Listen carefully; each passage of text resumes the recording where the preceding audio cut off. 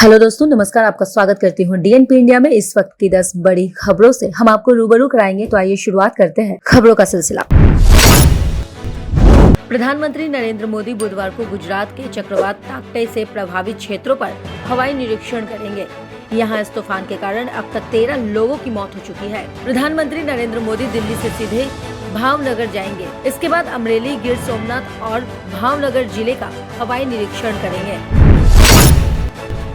भारतीय रेलवे 675 टैंकरों के जरिए देश के विभिन्न हिस्सों में 11,030 टन से अधिक तरल मेडिकल ऑक्सीजन की आपूर्ति कर चुका है। रेलवे ने बताया कि पिछले कुछ दिनों में 800 टन तरल ऑक्सीजन की रोज आपूर्ति की जा रही है। देश में अब तक कोरोना वायरस के खिलाफ टीकाकरण अभियान में 18.57 करोड़ डोज लगाई जा चुकी है। केंद्रीय स्वास्थ्य मंत्रालय ने बताया है कि टीकाकरण अभियान के 123वें दिन मंगलवार को लाभार्थियों की कुल 12,69,896 डोज दी गई है। चक्रवाती तूफान ताकटे का असर उत्तर भारत के मौसम पर भी दिखाई दे रहा है।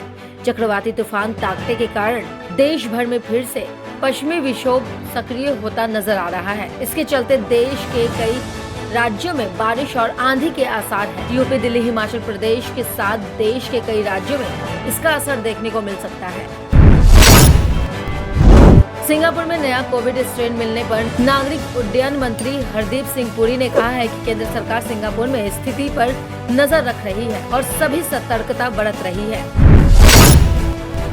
अमेरिकी राष्ट्रपति जो बाइडेन ने इजरायल को हथियार खरीद की मंजूरी दे दी है। ये मंजूरी ऐसे समय में दी गई है जब इजरायल और गाजा में हमास के बीच लड़ाई छिड़ी है।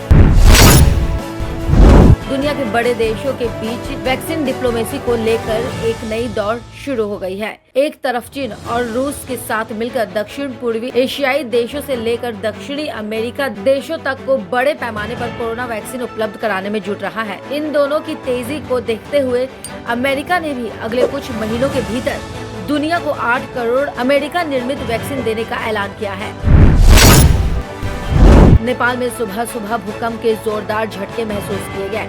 जानकारी के मुताबिक रिएक्टर स्केल पर भूकंप की तीव्रता 5.8 दर्ज की गई। राष्ट्रीय भूकंप निगरानी और अनुसंधान केंद्र के अनुसार बुधवार सुबह करीब 5:42 में नेपाल काठमांडू के उत्तर पश्चिम में 113 किलोमीटर दूर इसका केंद्र था।